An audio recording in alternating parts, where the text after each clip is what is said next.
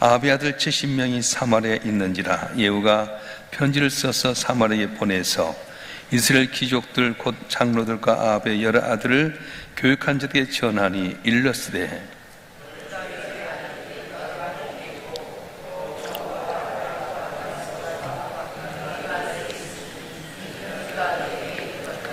너희 주의 아들들 중에서 가장 어질고 정직한 자를 택하여 그의 아버지의 왕자에 두고 너희 주의 집을 위하여 싸우라 하였더라.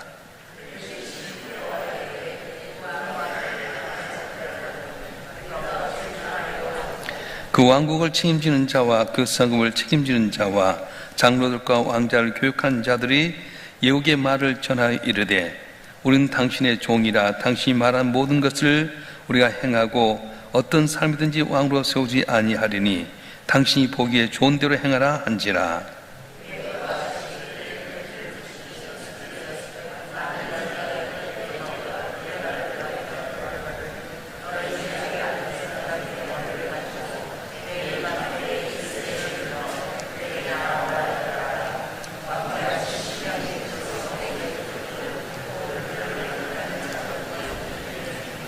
편지가 그들에게 이르매 그들이 왕자 70명을 붙잡아 죽이고 그들의 머리를 광주리에 담아 이스라엘 예후에게로 보내니라.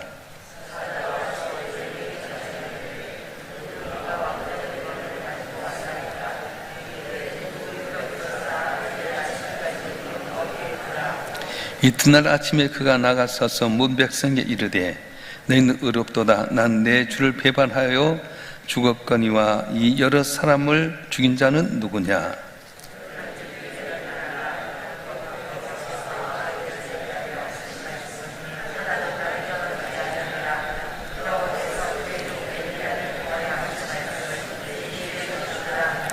예후가 아합의 집에 속한 이스라엘에 남아있는 자를 다 죽이고 또 그의 귀족들과 신뢰받는 자들과 제사장들을 죽이되 그에게 속한 자를 하나도 생존자를 남기지 아니하였더라.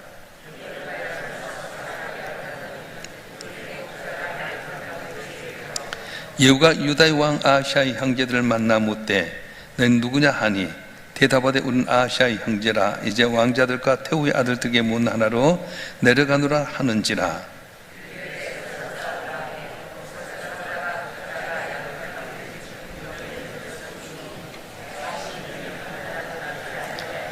예후가 거기서 떠나가다가 자기를 맞이하러 오는 레갑의 아들 여호나답을 만난지라. 그의 아부를 묻고 그에게 이르되 내 마음이 내 마음을 향하여 진실함과 같이 내 마음도 진실하냐 하니 여호나답이 대답하되 그러하오이다. 이르되 그러면 나와 손을 잡자. 손을 잡으니 예후가 끌어 병거에 올리며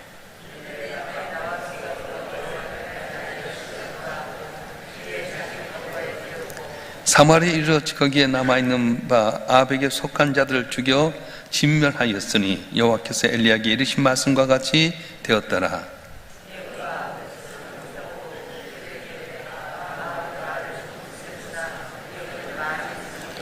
그러므로 내가 이제 큰 제사를 바알에게 드리고자 하노니 바알의 모든 선지자와 모든 섬기는 자와 모든 제사장들을 한 사람도 빠뜨리지 말고 불러 내게로 나오게 하라. 모든 오지 아니한 자는 살려두지 아니하리라 하니 이는 예후가 바알 섬기는 자를 멸하려 하여 계책을 씁니다.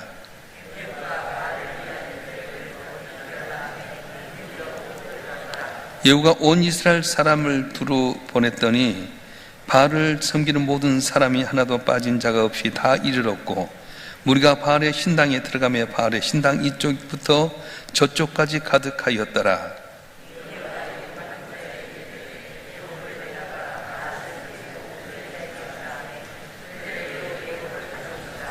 예후가 레갑의 아들 여호나답과 더불어 바알의 신당에 들어가서 바알을 섬기는 자들에게 이르되 너희는 살펴보아 바알을 섬기는 자들만 여기 있게 하고 여호와의 종은 하나도 여기 너희 중에 있지 못하게 하라 하고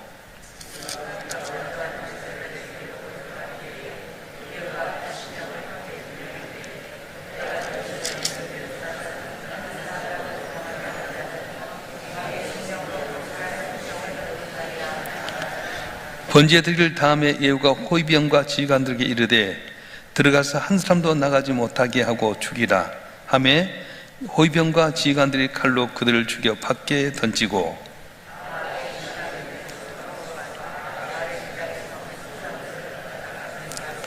발의 목상들을 헐며 발의 신당을 헐어서 변소를 만들었더니 오늘까지 이르니라. 이스라엘에게 범죄하게 한 느바세 아들 여로보암의 죄, 곧 베델과 단에 있는 금송아지를 섬기는 죄에서는 떠나지 아니하였더라.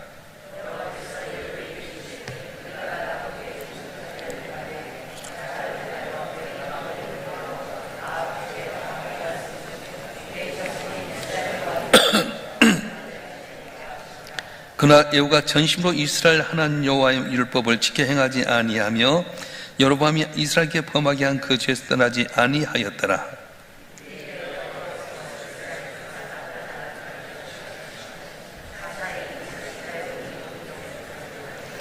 요단 동쪽 길랏 온 땅 곧 갓 사람과 루벤 사람과 므낫세 사람 땅 아르논 골짜기에 있는 아롤에서부터 길랏과 바산까지 하였더라.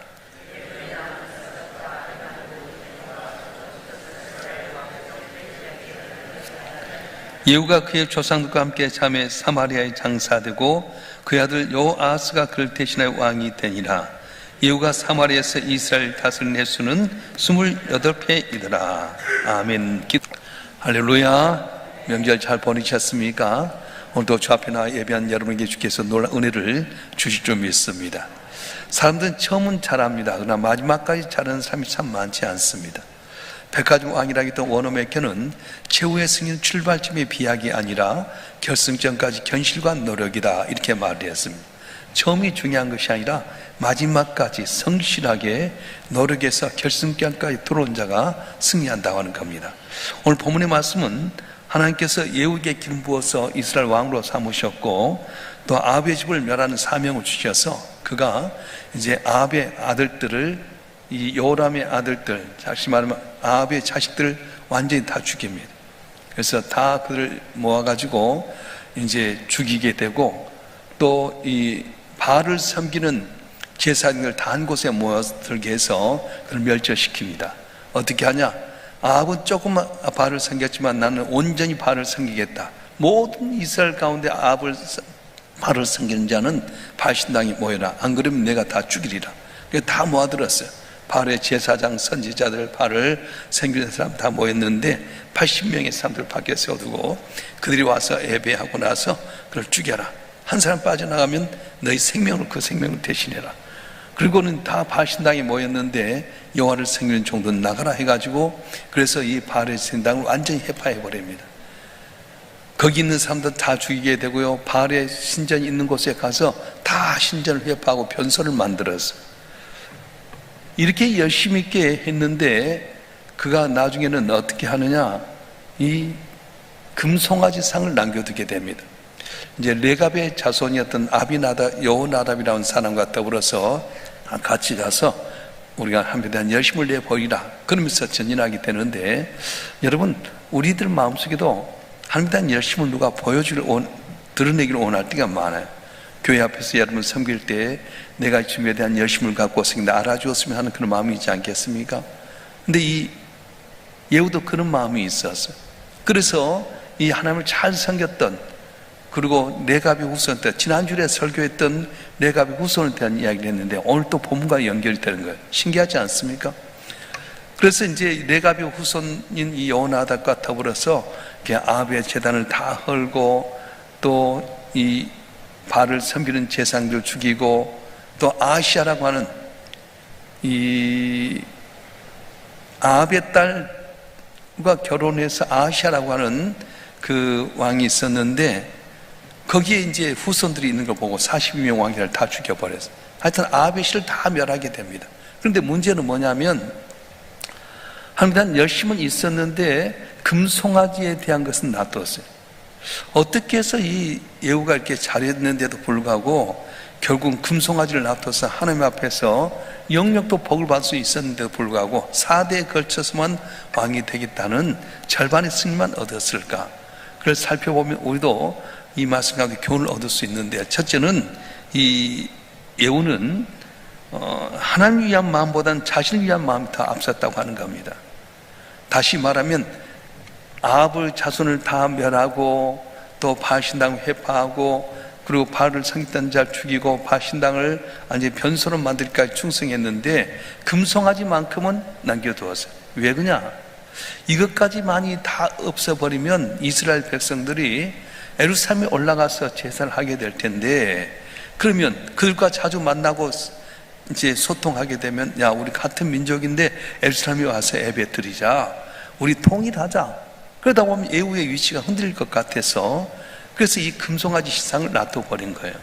이 금송아지 신상은 뭐냐면, 모세가 시내산에서 법궤를 받으러 갈 때 이스라엘 백성들이 이렇게 그 아론을 부추겨 금송아지를 만들어서 이거 이 애굽에 출애굽한 우리의 신 여호와다, 그렇게 해서 그 신을 계속 이어왔어. 250년이라는 세월을 다 지나기까지 그렇게 해서 이 금송아지 상을 섬겼는데, 애후의 마음속은 이까지 것 좀 남겨놔도 되겠지, 이것마저 없으면은 다 예루살렘 올라가지고 배반하고 내 왕위가 없어지지 않을까 하는 그런 두려움이 있었다고 하는 겁니다. 오늘도 마찬가지입니다. 우리가 하나님에 대한 열심을 갖고 사는 것 같지만은 계산적인 사람이 참 많습니다. 하나님 위해서 헌신한 것 같지만 이것이 내게 유익이 되면 하지만은 유익이 안 되면 살구멍에 빠진 분도 많이 있습니다. 하나님에 대한 열심보다는 자기에 대한 이득을 갖고 사는 사람이 많아요. 여러분 어떻습니까? 과연 나는 하나님에 대한 열심을 갖고 섬기고 있는 것인지, 아니면 나 유익이 오니까 교회를 섬기고 있는지, 내가 정말 하나님과 나와의 관계 속에서 인정받는 그런 삶을 살고 있는지, 아니면 사람이 나를 칭찬하고 보여주기 때문에 섬기고 있는지 한번 살펴봐야 된다는 거예요. 바로 저와 여러분 한 분 한 분이 정말로 주 앞에서 순수한 마음으로 충성해서 승리하는 복된 삶이 되실 줄 축원합니다. 그래서 하나님께 다윗을 사랑했던 이유는 뭐냐면, 다윗은 너무 순수했어요. 오직 하나님 한 분만 바라보게 됩니다. 그래서 성경에 보게 되면은 다윗에서 이렇게 칭찬하게 되는데, 사도행전 15장 16절 말씀 우리 한번 읽어볼까요? 사도행전 15장 16절 말씀 한번 읽어보겠습니다. 시작. 이후에 내가 돌아와서 다윗의 무너진 장막을 다시 지으며 또 그 허물어진 것을 다시 지어 일으키리니. 아멘. 솔로몬의 화려한 성전도 있었고요, 모세의 섬세하고 정성껏 만든 성막도 있었지만 왜 하나님은 다윗의 장막에 대해서 칭찬하셨을까? 다윗은 아주 순수했다고 하는 겁니다. 간절히 찾고 하나님을 위한 것은 기꺼이 내걸 맡아 드렸어요. 그래서 다윗이 행한 행동이 무엇입니까? 법궤를 찾아왔을 때 그 법궤를 예루살렘으로 자기 성으로 모시기를 원했는데 우사가 잘못해서 즉사하게 되고 두려움 가운데 놔뒀지만은 포기하지 않았어. 다시 율법이 뭐라고 이야기했냐? 법궤는 매라고 했다. 그래서 법궤를 매기 해서 예루살렘에 들어오게 되고요. 너무 기쁜 나머지 그때는 팬티가 벌써 없었나 봐. 덩실덩실 춤을 추는데 남자의 하체가 다 보여서 미갈이라고 하는 자기 부인이 당신을 어떻게 백성들 앞에 그렇게 할 수 있느냐? 채통 떨어지지 않았냐? 그때 다윗이 말하는, 내가 하나님께 어린아치 될지라도 전혀 난 상하지 않다. 순수한 마음으로 다윗은 온전히 하나님 섬겼어요. 그래서 하나님은 다윗을 그렇게 기뻐하는 거예요. 저와 여러분 한 분 한 분도 마찬가지입니다. 내게 손해가 될지언정, 내가 죄를 하다가 내게 좀 아픔이 되고 내가 우리가 주님 때문에 곤란 당할지언정 주님만 바라보면 순수한 마음이 있을 때 주님 다윗처럼 인정하여 주고 복받는 귀한 은혜를 주실 줄로 믿습니다. 할렐루야. 그래서 다윗은 순수한 마음이 있었지만 예후는 하나님의 마음보다는 자기 자신을 위한 마음이 앞섰기 때문에 절반밖에 승리하지 못한 안타까움이 있었습니다. 또 예후가 왜 이런 불상사를 저지게 되냐면 하나님에 대한 열심은 있었지만 말씀을 잘 몰랐어요. 열왕기하 10장 31절 말씀 한번 읽어볼까요? 열왕기하 10장 31절 말씀 시작. 그러나 예후가 전심으로 이스라엘 하나님 여호와의 율법을 지켜 행하지 아니하며 여로보암이 이스라엘에게 범하게 한 그 죄에서 떠나지 아니하였더라. 예후는 하나님에 대한 열심이 있었습니다. 그런데 주의 말씀을 몰랐어요. 하나님께서 금신상 우상을 섬기는 것을 싫어하는 걸 알았더라면 그냥 다 이렇게 버릴 수 있었을 텐데 주에 대한 열심만 가지고 있었지 말씀에 대해서 잘 모르기 때문에 금신상을 섬기는 우리를 범하고 말았다는 겁니다. 만약에 조금만 더 말씀을 알았더라면, 금신상생일 우상숭배를 철저히 배격하고 주 앞에 복을 받았을 텐데 이 우상숭배가 뭔지 몰라서 결국 금송아지 하나 더 섬김으로 말미암아서 이스라엘 백성들 하여금 다 거기에 빠지게 만들고 자기도 우상숭배에 빠져서 결국은 4대 만에 끝나고 말았던 겁니다. 예후는 하나님에 대한 열심은 있었습니다. 말씀을 잘 몰라서. 우리 성도들이 왜 성경을 잘 묵상하고 배워야 되냐면 하나님 말씀이 무엇인지 알아야 된다. 주일날 한 번 나서 성경 하는데 주일날 설교는 성경 말씀 많이 안 읽잖아요. 왜냐하면 초신자도 있고 믿음이 좋은 사람도 있기 때문에 제일 높은 단계부터 밑에까지 다 우아를 훑어야 되기 때문에 성경을 많이 이야기하지 않아요. 근데 새벽 같은 경우는 어떻습니까? 성경을 말씀 조목조목 다닐 때가 많아요. 그래서 여러분들이 열심은 있지만 주에 대한 말씀을 잘 알아야만 승리할 수 있는데 그걸 못하기 때문에 불상사가 일어납니다. 예수님 당시 어떻습니까? 바리새인 제사장들 얼마나 주에 대한 열심이 있었습니까? 그들은 항상 모여서 하나님께 제사 드리게 되고요, 또한 회당에서 열심히 말씀을 가르쳤습니다. 그런데 정작 메시아인 예수를 보냈을 때 깨닫지 못했어요. 하나님에 대한 열심이 있는 것 같았지만 말씀을 잘 모르기 때문에 정확하게 알지 못하기 때문에 메시아를 십자가에 못 박는 우를 범하고 말았던 것입니다. 맹목적인 열심은 있었지만 하나님을 아는 지식이 없음으로 말미암아 그 맹목적인 열심이 예수님을 거절하고 해방하고 대적했던 것입니다. 열심보다 더 중요한 것은 하나님에 대한 지식입니다. 어떤 분인가? 뭘 좋아하시는 건가? 하나님 내게 원하는 뜻이 무엇인가? 그걸 알아야 돼요. 그걸 모르니까 열심히 노력하지만 실패할 때가 많습니다. 사도 바울이 아시아로 가서 복음 전하려고 하는데 갈 때마다 몸에 이렇게 병이 생긴다든가 또 일이 생겨서 가지 못하는 거예요. 아이고, 내가 주에 대한 열심을 갖고 복음 전하는데 왜 길이 막혀졌을까? 깊이 묵상하는 가운데 환상 가운데 마귀되는 사람이 선지다는 거 보면 방향을 틀었어요. 내 열심만 갖고 살았으면 끝까지 밀어붙였을 텐데 바울은 아니라 하나님의 뜻이 뭔지를 알았어요. 그래서 내 뜻과 하나님의 뜻이 맞지 않지만 내 뜻을 줬고 하나님이 원하는 방향으로 들었더니 빌립보라는 곳에 가서 매를 맞고 감옥에 갇혔지만 주의 기적을 젊게 하고 간수장을 만나서 그 집의 교회가 태동되게 되고 또 루디아라고 하는 자주장사를 만나서 후원해서 빌립보 교회가 든성하는 귀한 역사가 있었던 겁니다. 오늘도 마찬가지입니다. 주에 대한 열심이 있지만 말씀을 잘 모르면 오히려 그것 때문에 교회에 불화가 일어나게 되고 주에 대한 열심이 있는 것 같지만 주의 뜻을 이루지 못할 때가 참 많습니다. 세상은 우리 삶이 맨날 막 율법적인 면 갖고 잣대를 갖고 평가할 때가 많아요. 근데 예수님이 우리에게 알려주신 건 뭡니까? 사랑이었잖아요. 내가 내를 사는 너희도 서로 사랑해라, 용서해라. 오른편밤을 치면 왼편도 돌려대고 겉옷을 원하면 속옷까지 주며 올가든 가들고 심리를 동행해라. 언제나 우리가 낮아지고 약해지고 상대방을 배려해야 될 텐데 우리는 할 수만 있으면 가늠한 예를 돌을 향해 던진 것처럼 남의 죄에 대해서만 계속 지적하는 거예요. 나도 너무 허물진 죄인인데 그걸 모르고 다 돌판매에 던집니다. 그래서 우리 교회가 시작할 때 주어는 뭐냐, 표현은 뭐냐, 칭찬하는 교회, 자랑하는 교회, 남을 나보다 더 낫게 여기는 교회, 그걸 모토로 했어요. 왜냐? 사랑해라, 용서해라, 칭찬해라, 격려해라. 모두가 다 죄인이잖아요. 여러분이 교회 나와서 어린애 같은 애들이 오더라도 칭찬해줘. 넌 잘할 수 있어. 그럼 위대한 믿음의 사람 되지 않겠습니까? 처음에 이제 사도 바울이 바나바와 더불어 1차 전도여행을 하게 됩니다. 바나바의 생질이었던 조카였던 마가라고 하는 부잣집 아들을 데리고 왔는데 선교가 얼마나 어렵습니까?